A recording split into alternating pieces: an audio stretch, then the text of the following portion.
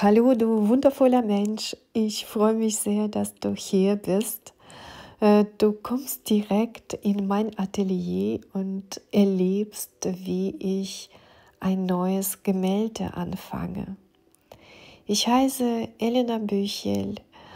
Ich male intuitiv und teile hier auf diesem Kanal die Prozesse, wie meine Bilder sich entwickeln. Das ist eine Inspiration für dich, diese Art zu malen auch zu probieren, weil ich glaube, dass das ein Weg ist, um uns komplett zu befreien, in Leichtigkeit zu kommen, wenn wir aus unserem Inneren heraus kreieren wollen. Bleibe hier, schau mir eine Weile zu und lass dich inspirieren. Inspirationen für meine Bilder kommen ganz spontan, wie auch dieses Mal.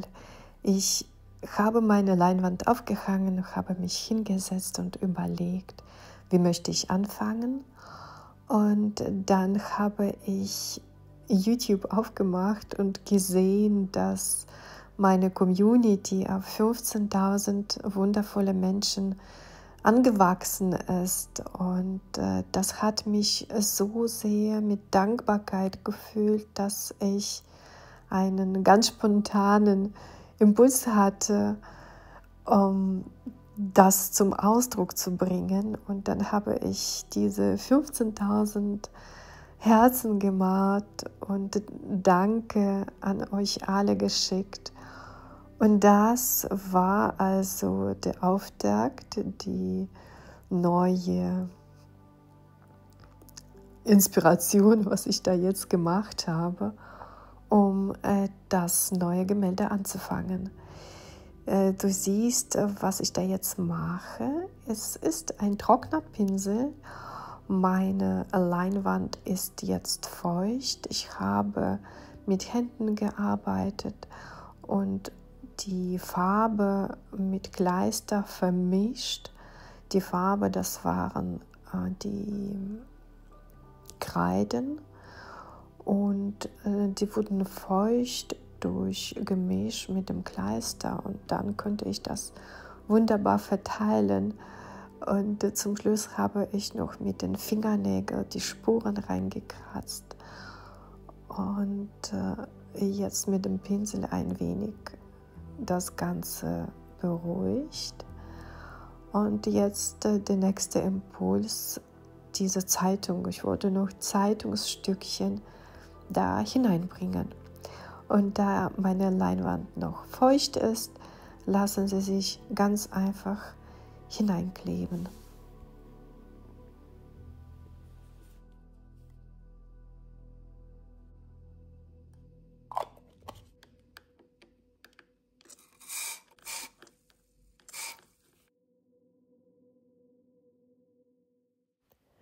Das ist Aquarelltinte. Ich habe sie mit Wasser gemischt und intensiviere jetzt meine Farben.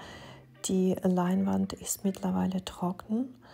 Ich kann also zum nächsten Schritt übergehen und gucken, was ist für eine Botschaft in diesem Bild verborgen. Was ist da für eine Geschichte, die zu mir kommt? Vielleicht finde ich etwas daran. Lass uns mal auf diese Reise gehen und schauen, wie sich das Bild entwickelt.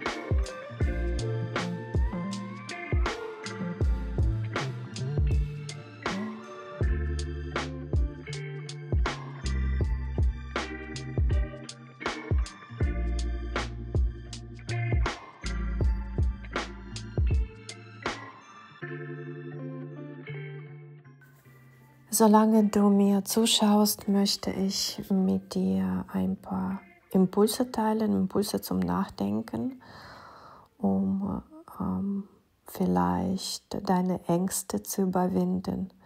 Wenn ich von Ängsten spreche, die sind uns sehr oft nicht bewusst. Die Angst zu versagen, die Angst, etwas falsch zu machen, einen Fehler zu machen. Diese Ängste sitzen sehr tief in uns drin und hindern uns daran, intuitiv zu malen, weil wir unsere Werke, unser Tun kontrollieren wollen. Es geht also darum, dass du lernst, dir selbst zu vertrauen, loszulassen und eintauchen.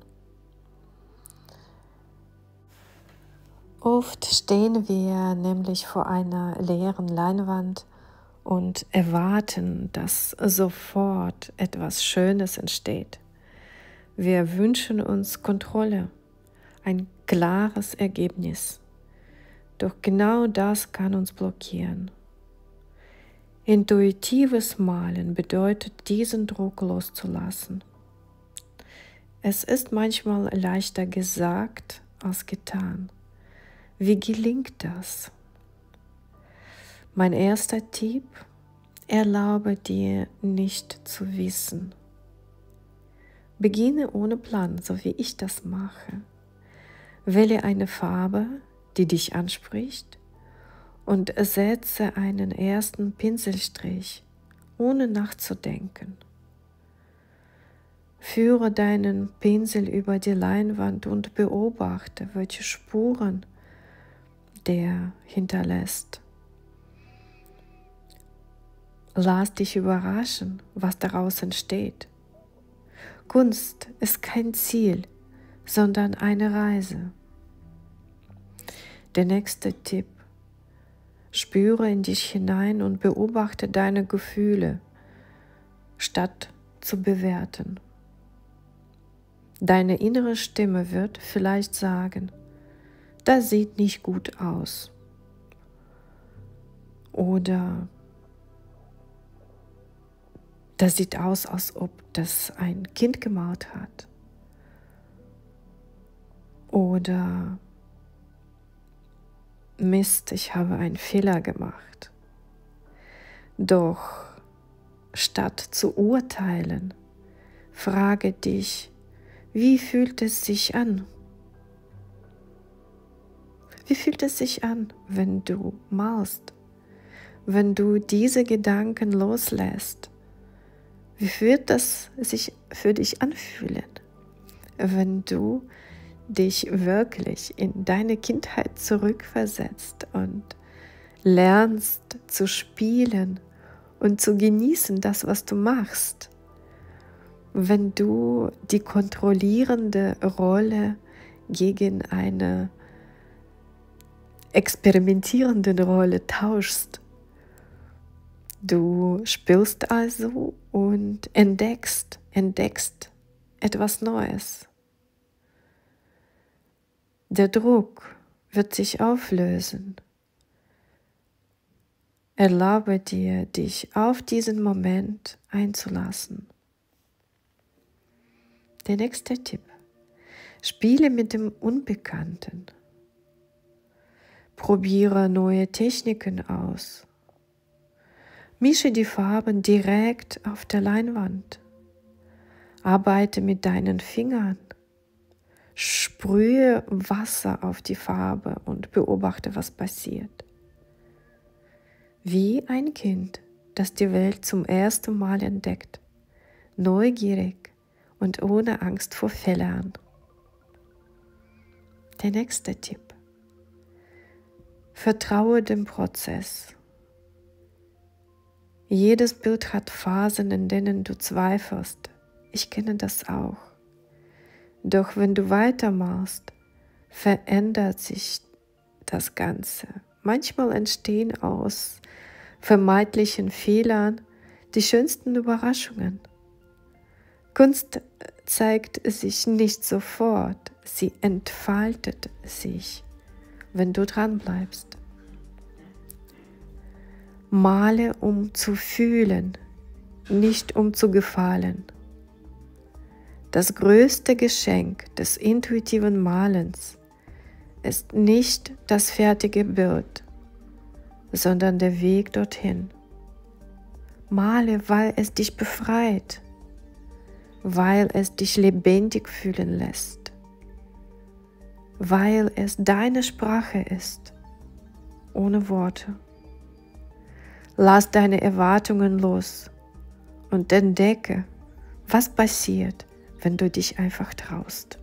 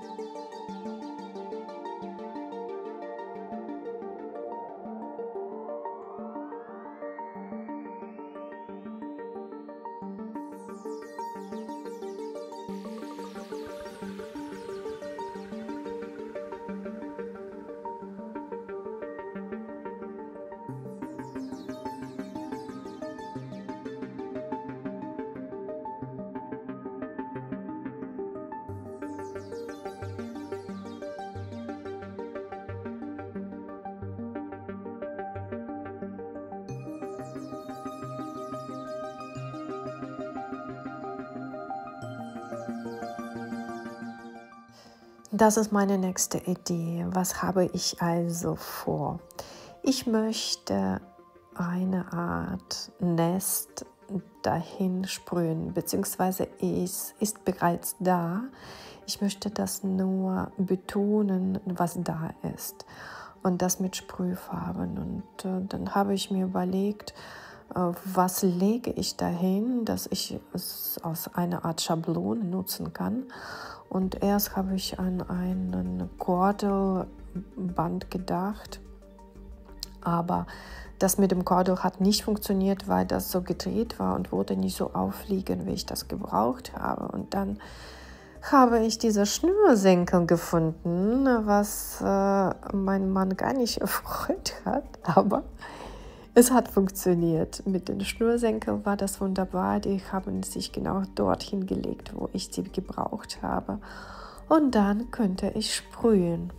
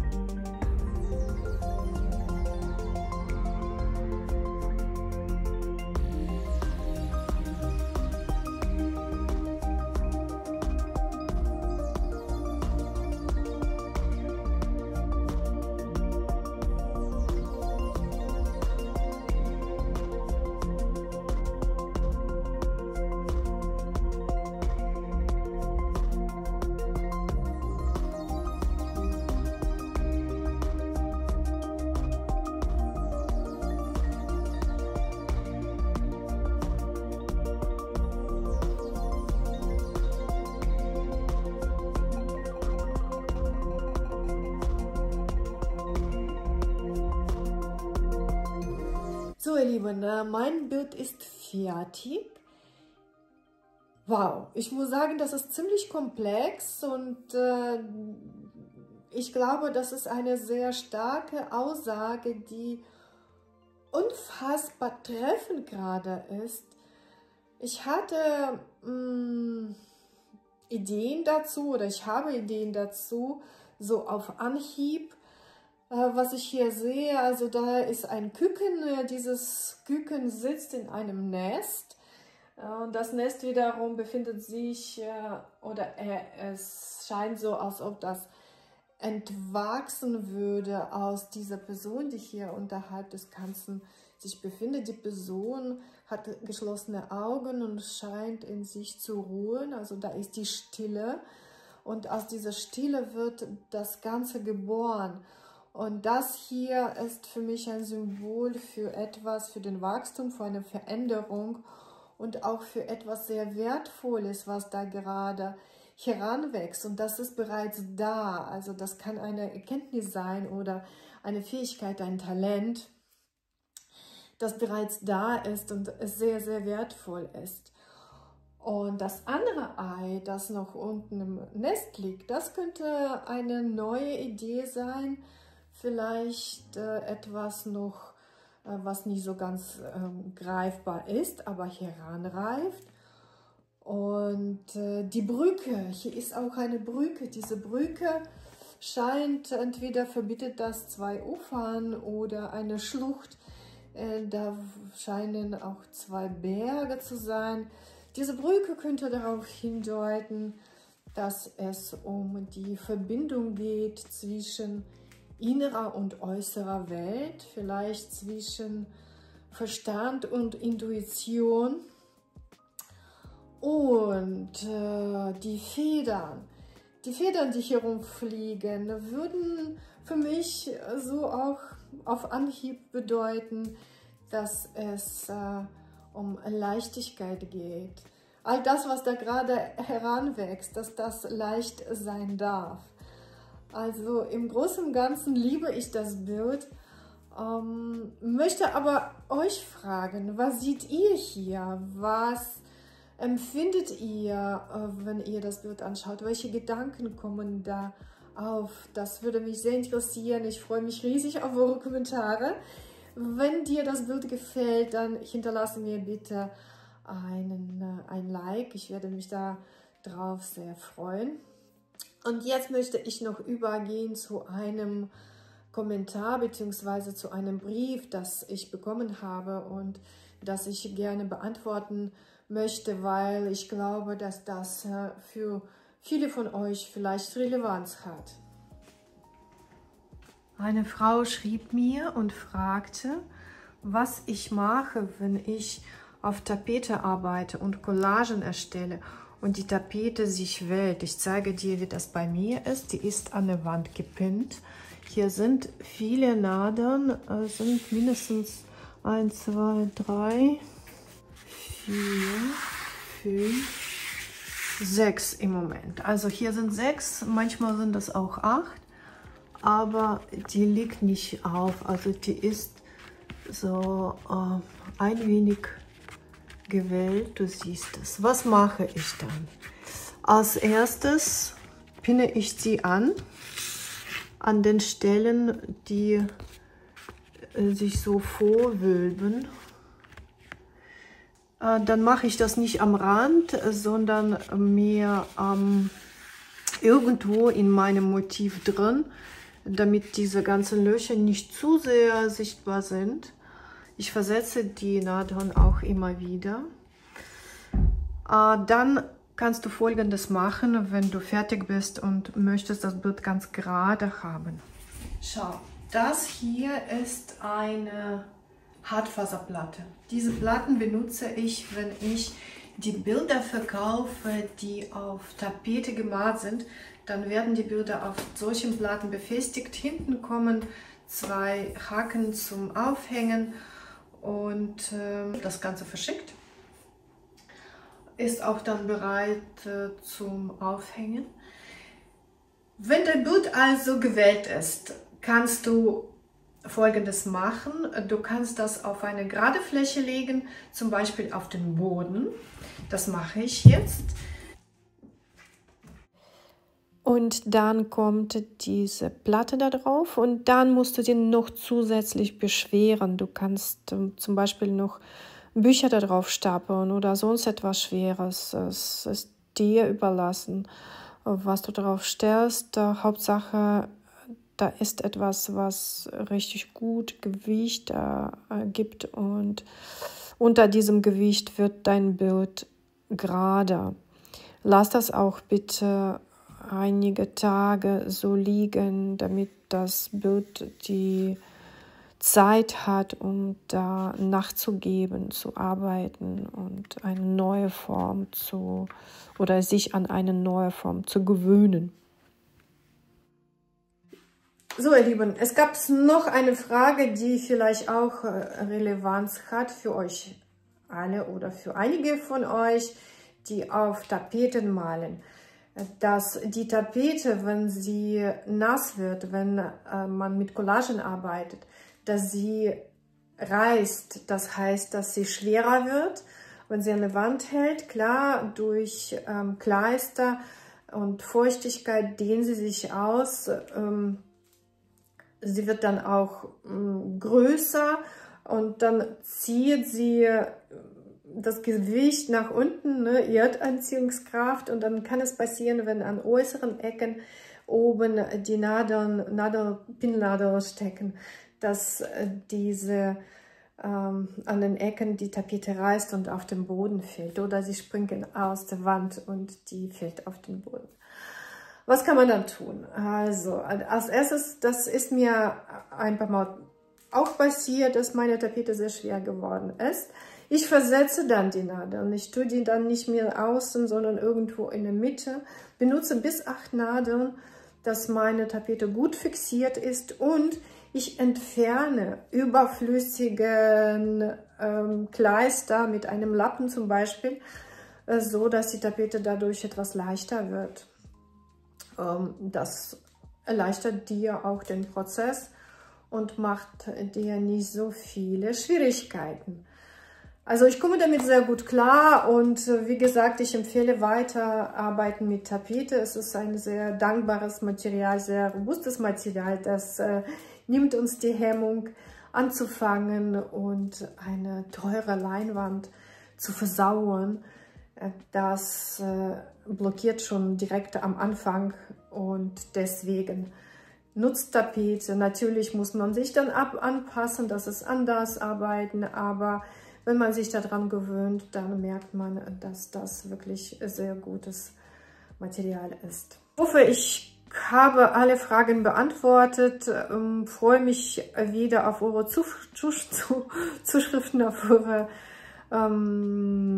Kommentare, und möchte euch noch auf 2 Sachen aufmerksam machen. Erstens auf mein Mentoring-Programm, das im Juli, August stattfinden wird. Heilung des inneren Kindes, wo wir mit Mima-Methode arbeiten. Da geht es um tiefe Arbeit mit dem inneren Kind, um die Blockaden aufzulösen. Das ist auch sehr gut, wenn du Blockaden immer wieder erlebst, wenn du malst. Die Arbeit mit dem inneren Kind, und das bringt dir ganz viele neue Erkenntnisse und hilft dir auch in anderen Lebensbereichen. Und mein kreatives Retreat in Griechenland, das im Oktober stattfindet. Ich habe nur noch wenige Plätze frei, freue mich riesig auf euch. Es wird eine wundervolle Zeit in einem ganz tollem Ambiente, mitten in der Natur, wo wir uns komplett nur noch auf eins konzentrieren können, auf die Kreativität, auf die Kunst, auf den Selbstausdruck, auf die inneren Prozesse, was alles in uns abläuft, wenn wir malen. Wir spüren die ganzen Ursachen für die Blockaden, um für dich einen neuen Weg aufzuzeigen, wie du in Leichtigkeit kreieren kannst und aus dem Tiefen schöpfen kannst, aus deinem Inneren, Schatz, der grenzlos ist. Dorthin werden wir kommen. Und ich habe lange das nicht angesprochen, mein Projekt Kunst gegen Gewalt. Dieses Projekt muss gefördert werden, das braucht Geld und das ist etwas, was nie so einfach zu beschaffen ist. Deswegen gibt es im Moment auch nicht zu berichten, außer dass ich viele Zuschriften bekommen habe und ihr habt mir viele Bilder zugeschickt, die habe ich alle in einem Ordner. Ich suche momentan nach einer Förderung. Es geht um ca. 10.000 bis 15.000, also ich würde sagen eher 15.000, damit alles abgeklärt ist und alles gedeckt ist. Es geht um einen Film von Länge ca. 20, Maximum 30 Minuten. Und dieses Geld wird ein Cutter brauchen, um den Film professionell zu schneiden. Und dann brauchen wir noch einen Ort, um eventuell noch ein paar Live-Aufnahmen zu machen. Dann brauchen wir einiges noch. Also für alles das braucht man Geld und deswegen dauert das, bis ich das gefunden habe, wer das finanzieren möchte. Aber ich bleibe dran, es ist nicht vergessen und ich hoffe sehr, dass ich eine Geldquelle finde und wir dieses Projekt umsetzen können. Ich finde dieses Projekt sehr wichtig und würde das sehr gerne umsetzen. So, ich glaube, ich habe nichts vergessen, oder doch? Oder doch? Ja, es gibt doch noch was. Ich möchte gerne einen Mitgliederbereich einrichten hier auf YouTube und für euch am Anfang vielleicht einmal im Monat live zu gehen, um direkt mit euch zu kommunizieren, eure Fragen zu beantworten, auf eure Impulse oder vielleicht Probleme eingehen, die ihr während ihr malt bekommt, so dass wir da zusammen gucken, was kann man tun, wie kann man das lösen. Um das umzusetzen, werde ich wahrscheinlich mit meinen Videos kürzer treten müssen und nicht jede Woche ein neues Video veröffentlichen, sondern auf zweimal im Monat gehen, also immer eine Woche dazwischen Pause haben, damit ich mich um andere Sachen kümmern kann. So, das wäre das eigentlich. Also ich lade euch ein, schaut immer wieder in meine Posts, wenn das soweit ist. Ich werde dann auch so einen Community-Beitrag veröffentlichen, dass ihr das mitkriegt, dass du auch dann beitrittst und dabei bist. Okay, dann wünsche ich euch eine wundervolle kreative Woche und verabschiede mich für 2 Wochen. Nächste Woche habe ich viele Termine und werde wahrscheinlich nicht schaffen, ein neues Video zu produzieren, aber auch das werde ich mit euch in meinem Community-Beitrag teilen, ob ich das geschafft habe oder nicht. So, dann wünsche ich euch eine wundervolle Woche und schicke euch ganz viel Energie, ganz viel Elan, ganz viel Positivität und Liebe. Und danke, dass ihr da seid. Und bis bald.